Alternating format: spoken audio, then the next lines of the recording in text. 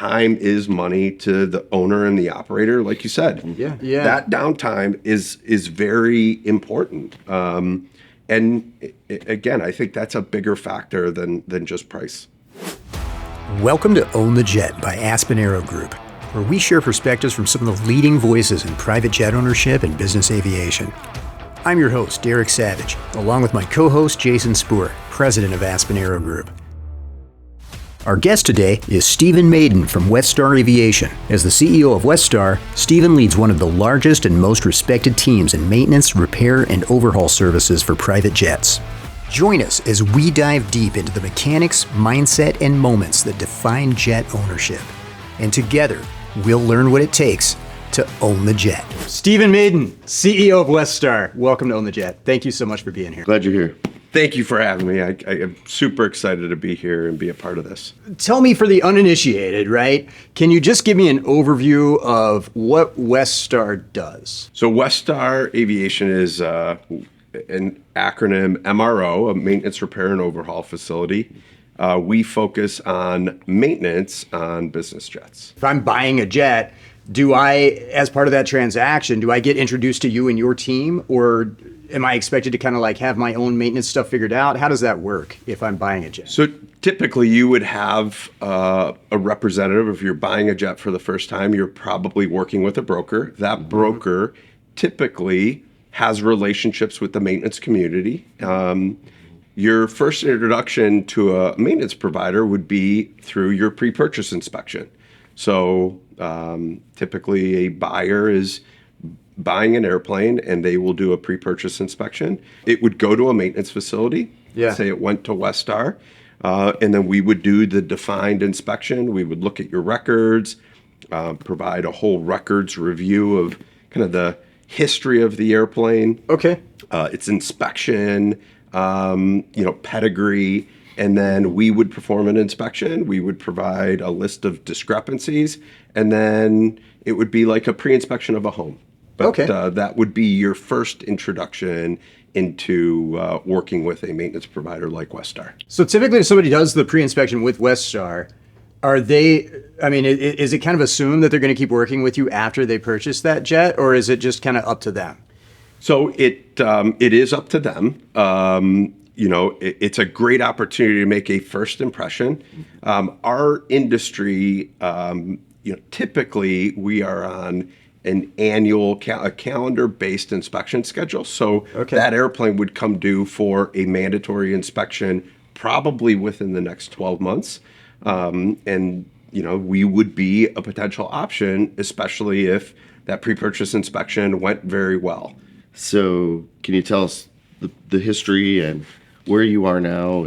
Yeah, so the Westar that everybody knows of today really started a journey back in 2002 when what we call our founders bought a company called Premier Air Center in East Alton, Illinois, which is right out of St. Louis. And that business, the year before they bought it, did about $7 million worth of business. So relatively small back in 2002. And then in 2005, they acquired the Westar name, which was out in Grand Junction, Colorado. We started out having small maintenance shops at each FBO. Today there's been a lot of consolidation. But yeah, we are one of the largest independent MROs, across the United States, but in the world. We've won the number one MRO 10 out of the last 11 years. So I'll allow that survey to stand on its own, but super proud of our team at Westar. As people are getting into jet ownership and they're I don't know, maybe they have their jet for a little while. What are some situations where they might be introduced to you and versus the competitors? Like, do they have to be like, I don't know, do they go with an MRO and that's the only MRO they go to, or is it just kind of like on a case by case basis? Like if people are thinking about the analogy of like car ownership, right? Yeah. Right. Yeah. Do I if my alternator goes out, do I go to like this specific place to get it fixed, or is it just I don't know. Do you know what I'm Or- saying? Like, is it on a case-by-case basis? So or? every airplane has, almost every airplane has a calendar-based requirement. So that airplane has to get inspected on an annual basis. Yeah. Okay. So you have that recurring nature of the maintenance requirement, but you have to win that event every single year. And typically, it really is highly dependent on how you performed in the previous inspection. Right. So when you say you have to win that event, you mean you guys have to make the case for them bringing it to you. That's right. Yeah. And typically, the owner, the operator, or the director of maintenance, or the chief pilot is typically going out and getting 2 or 3 different quotes. But if you are the tried and true maintenance provider that has performed time and time again from an on-time performance, from a quality perspective, from a safety, systems perspective, I think you put yourself in a much better position to re-win that recurring inspection. What are some of the things that maybe you're asking people in that situation, right? When they have the choice to go with Westar or brand X or whatever, right? What are some of the things you're asking them to try to get them to see the differentiators, see the reasons that they would want to go with Westar versus the competition? There's a lot of really good maintenance providers out there. And I'm not asking you to slam anyone. Yeah, no. Right, we're all friends. And we don't look at it as competition. We really don't. There's so much demand that's out there. I think the difference is, are you going to a one-stop shop? Are you going to, when things go wrong, and you've got to look at it, a director of maintenance or a chief pilot, when they're making a decision to take their airplane somewhere, you got to look at it from their perspective that their job is on the line. So when things go wrong, you want to be at a place where you feel safe and secure and that facility is capable. Sure. I think you look at it, there's the OEM perspective, and that's a very good, easy answer for somebody to say, hey, I want my airplane to be maintained by the OEM. Right. At the same point, there are, various other options in the OEM, and the OEM can't support every airplane that's out there. Yeah. Most OEMs have less than 50% of the market share. Do the OEMs want that market share? I mean, is that a thing that they're trying to go after, or? Yeah, they don't have the capacity to support 100% of the market share. So I think they focus on, a certain vintage. Certainly they want to support in warranty airplanes that are probably 5 years or newer. Okay. Each of the OEMs have a different strategy, but at the end of the day, there isn't enough capacity for all of the demand. Yeah. So again, I think it puts the independent in a good position to be a really good alternate to the OEM, from my perspective. So more about you. How'd you get into this?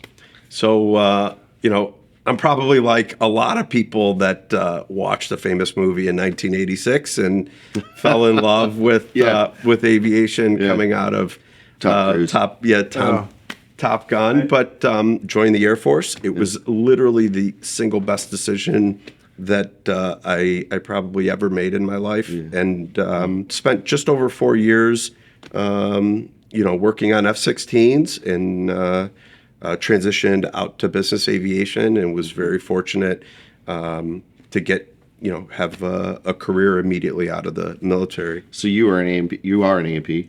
So I'm a by trade an avionics technician. Okay. Yeah. Okay. I was an environmental and electrical technician in the Air Force, but transitioned, and then I did go become a mechanic as well. So not only are you the leader and CEO of this company, but you understand it from the floor right to where you are. I do, and I think that's something I'm very proud of, is that I can relate to all of our employees. I understand it. You probably don't want me working on an airplane anymore, but I do love it, and I love certainly strategizing and troubleshooting and talking through difficult problems. I love airplanes, but I certainly can relate to our technicians. What do you think That's about very Iron fun. Eagle? Do you think Iron Eagle was a I little bit love too that much? movie. Because that was kind of my thing. Like I love. Don't get me wrong, Top Gun was great, but like my stepdad, who was a pilot, had a copy of Iron Eagle on VHS, and I just wore that thing out, man. Like Doug Masters going to rescue his dad. I was like, hell yeah, That's right. let's do Flying it. that 172. So I probably watched that for that movie one time for every 3 that I watched Top Gun. But Okay, Right. I'm, okay. I'm But a Top huge Gun was great. Don't get me wrong. Like Right. the soundtrack to Top Gun was amazing. The everything about Top Gun was amazing. Different budgets. But, yeah, different That's budgets right. too. And I feel like at the time it's like one of those situations where it's like, oh, we're making jet movies now. Let's make every studio is kind of like, here's our jet movie. Right. They did the same thing with Volcanoes about a decade later. That's right. So anyway. Going back to competition and everything, though. So I don't have to go to Westar. I can choose whatever I want, but you're trying to make yourselves a default in people's minds. Is that right? Yeah, we're driving initiatives to be a differentiator, and Yeah. everybody's following the same maintenance manual, and it comes down to the processes and procedures that you put in place that differentiate you from the competition, and that's really what we're focused on. Again, we don't have all the capacity to support all the demand that's out there. We have 1.7 million square feet, so we're large. At the same point, we only have a fraction of the market. We only have 13-14% market share in all of the demand that's out there. Gotcha. So there's a few organizations out there that do the whole MRO thing and kind of go to the market with the same thing that you guys are doing, but you're differentiating yourself as maybe the one that's most and I don't, like I said, I don't want to slam anyone else, but you're the default, right? We want to be reliable- everybody's first choice, and There you go. And again, a big part of our business is doing completions, like our modifications, so like interior paint, avionics, modifications or upgrades. So that's a big part of it. Is that of our kind of like what you business. guys specialize in versus some of the competition, maybe? No, we do it all. Okay. We're doing airframe maintenance, but we're also doing modifications while those airplanes are in. So 40% of our work that comes in for a scheduled maintenance event has a modification attached to it. Gotcha. So we have to be really good at complex projects. I mean, you're talking about multi-million-dollar projects, months-long projects that need explicit and precise, project management, planning, scheduling, and pre-thought going into it.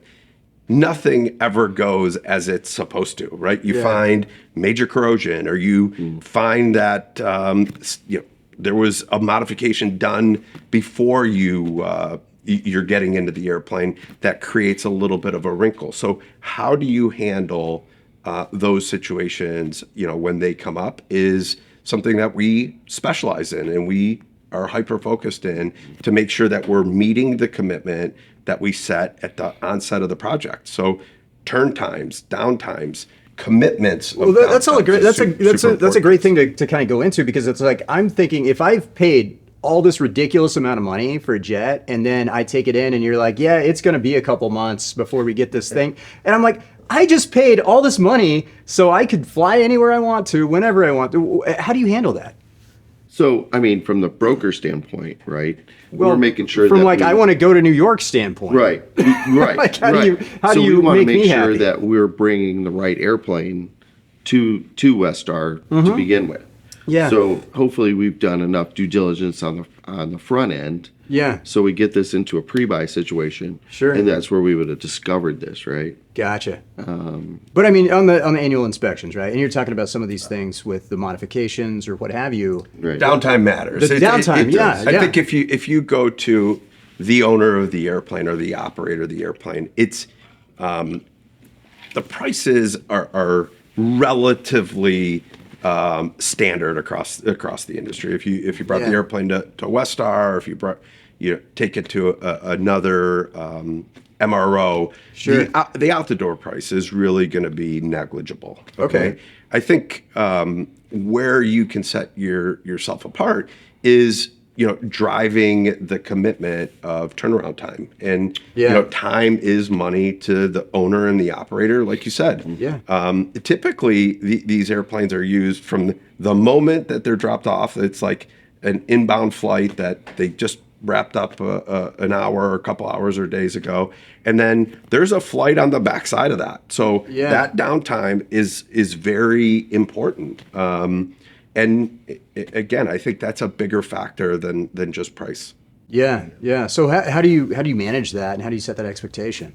It really is, in the secret sauce of each of the MROs. And Yeah. I think that's how you schedule, how you pre-plan. It's the experience of your labor. And that's another thing. We have our own internal training staff, where we invest tens of thousands of hours a year on internal training to make sure that our people are well prepared for when that inspection or that airplane comes in, that they know what they're looking for, they know how to perform the maintenance, and again, we mitigate any issue that comes up to try to reduce downtime or make sure that we're on time to what we committed to. 30% of we measure everything at Westar. Okay. In times, out times. What we have committed, and we do an NPS survey at the follow-on of every event. Net promoter score. Got it. I know. And that was for me. And one of the things that we do is, were we on time? Sure. In the customer's eyes, not our eyes. Right. And we never used to measure early deliveries. Right. Okay. But once we did, about 11% of our events were early. Okay. Yeah. Where today we're running 30% of our events are delivering earlier than what we had originally committed. And that's Nice. a key metric for us because, again, we want to be on time or early. Sure. At the same point, you don't want to have so much cushion in an event where somebody plans 4 weeks and that's what they plan, and all of a sudden on day 20 you call them up and say, hey, your airplane's ready. You need to make sure that you're keeping the customer updated on when their airplane's going to be returned to service. Yeah. Is there a boilerplate kind of expectation I should have? Like if I have, or is it just on a case by case basis? But if I and that's fine if it is, and if it's just like you don't know till you know, that's fine. But is there something that I should expect when I have my annual inspection done? It sounds like that's like the big event each year, right? So when I have that inspection done and I have whatever needs to be done during that time done, and once again, I'm thinking about cars, like, you get your 1 hour oil change or whatever, right? What is there an expectation about how long this should take and what kind of downtime should be associated with that? So there's a progressive inspection schedule. So your let's say your first annual inspection may be a certain amount of downtime. This next year it's bigger, and then kind of it goes to the major inspection, which is every 4 or 5 years. Okay. And then it kind of resets. Okay. So the downtime is really predicated on that inspection, that specific inspection. Okay. The typical findings that you find, the discrepancies that you find while you're doing the inspection. Every airplane and every vintage of airplane Sure. has a different squawk rate or a discrepancy rate. Okay. So based on our experience, we'll be able to provide that. And then we do a mathematical equation of how many hours are we going to apply to that airplane every single day. And then that determines the uptime. And then, so that's something we measure against. I think in our perspective, at some of the larger scale MROs, you have multiple shifts. So you have to leverage the 24-hour clock to your advantage if you really want to shrink the downtime to what we're talking about. So, at Westar, we have a first shift, we have a second shift, and then we have weekend coverage as well. Okay. We're looking at filling out those off shifts to make sure that we have equality across all shifts. But again, we look at it as a 24-hour clock, and that's one way to differentiate Westar from everybody else. You had mentioned earlier an acronym that I kind of latched onto, AOG. What does that mean? So that's aircraft on ground, and Okay. that's when you're flying around and you need to go to New York, and your airplane lands in New York, and there's a problem. And Okay. those strict standards that the aviation community has to abide by Okay. requires maintenance before the airplane can fly. That airplane is no longer airworthy. So I'm just not allowed to fly it at that point. Yeah, it's exactly it. Okay. The crew knows, with those. It's like, sorry, pal, you got a busted canooter valve. This thing ain't airworthy. That's it. Yeah. Okay. Gotcha. So we got to call someone. We got to get it fixed. That's right. So back in the day, you used to call local people. Right. Come Right. out. Yeah. Well, now, we have, aircraft on ground or AOG or mobile maintenance teams. Okay. To be able to go support those events. There's a lot of them out there. We are the largest. We have over 200 AOG and MRT technicians dedicated to that business unit. We have a 24/7 dispatch center and maintenance control center that is there to answer the phone, talk through any technical issues that the airplane is having, make sure that we get the right tooling and equipment to the airplane to minimize that impact. Because that can be a big deal. Like a lot of times, I would assume that a lot of times people don't find out about these AOG events until they're like ready to go somewhere. Is that? Or they've already gone somewhere. Or they've already gone somewhere and they're stuck. Yeah. That's it. Yeah. And yeah. that makes it worse when you're gone and you're out in the middle of So somewhere. So you guys are fully equipped to handle those types of events, and that like Westar's kind of the place to call for those. So AOG. no doubt we have that service. Yeah. I think our advantage is, again, we have 200 technicians across the country. Yeah. We certainly can get a technician or a group of technicians to that airplane in a very rapid method or pace. But they get the benefit of the entire enterprise. Right. Okay, we have 3,000 employees, over 2,500 technicians. We have technical experts in each platform. We've got trainers in each platform that our AOG technicians could go and leverage.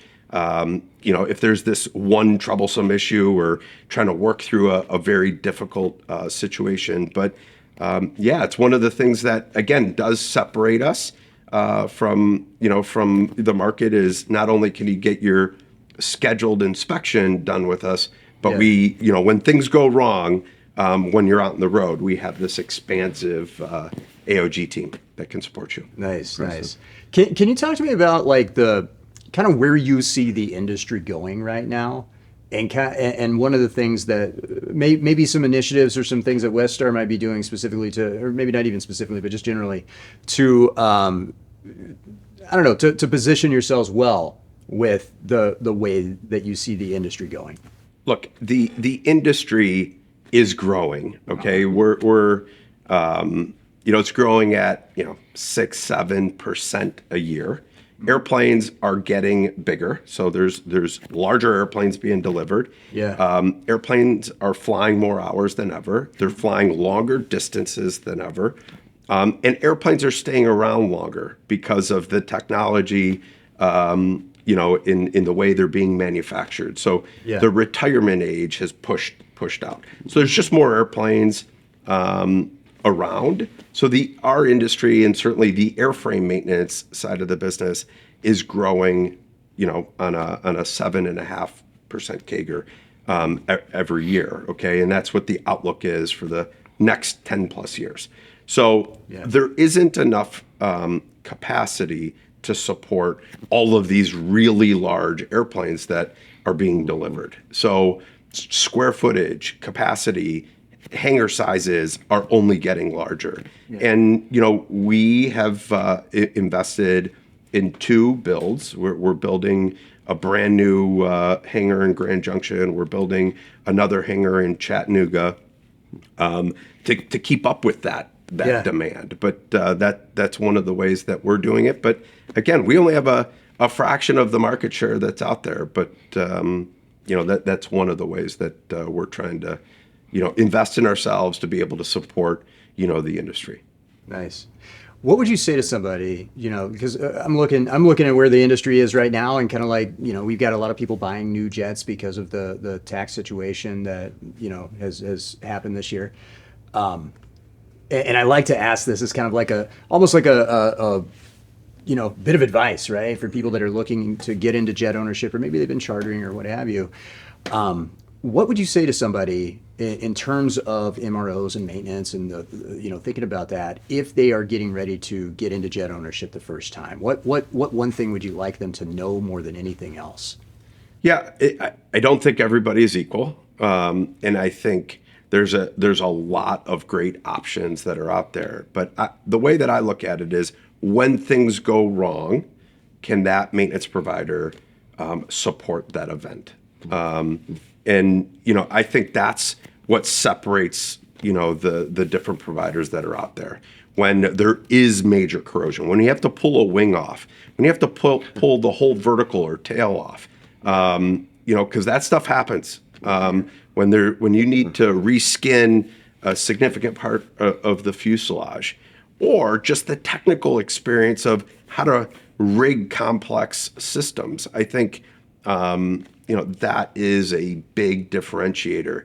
I think everybody, me and a couple other A&Ps can go out and do an inspection, and everything could be fine. It's really when things go wrong. The other thing is, naturally, there's a pretty big differentiator in when you have modifications. When you're gonna, tear the whole airplane, the interior apart, and you're gonna go, wire a whole new system or a complex cabin management system. Think through, the difficulty of that project, because I can tell you it's highly complex, and it requires a precision type planning to be able to make sure that event goes well. Yeah. Well said. Agreed. I mean, that's a great thing to be thinking about if I'm getting into ownership of a jet, because it's like, it's not a Honda Civic. It's not. Yeah, it's not just an easy thing to get into, and sometimes you don't know until you start, looking under the hood. Just remember, these airplanes are flying 2 miles or so above the ground. Right. They're highly complex and crazy fast speeds. Yeah. Yeah. Again, I think that's the key component there is just making sure that you've got the right systems and processes to deal with the complex situations that business aviation brings. Nice. Yeah. Any closing thoughts? Anything else you want to mention before we wrap things up? No, I can't thank you enough for the opportunity to talk a little bit about Westar, but more about talking about the industry and owning a jet and what you need to think through from the maintenance perspective. Again, very honored and grateful to be a part of this. No, we're Dude, glad thank you you're so here. much for So being here very glad you're here. and taking the Thank time you. to do it. So, yeah, Thank you. awesome. Cool. Steven, thank you Thank very you. much. I appreciate it. Thanks Sure. again. Absolutely. Thank you for watching Own the Jet. If you want to see more Own the Jet, make sure to subscribe to our channel on YouTube and leave a comment telling us what aspect of jet ownership you'd like to know more about. Own the Jet is brought to you by Aspen Aero Group, your trusted partner in private and corporate jet ownership. Learn more at aspenaerogroup.com. This has been a Savage Media production.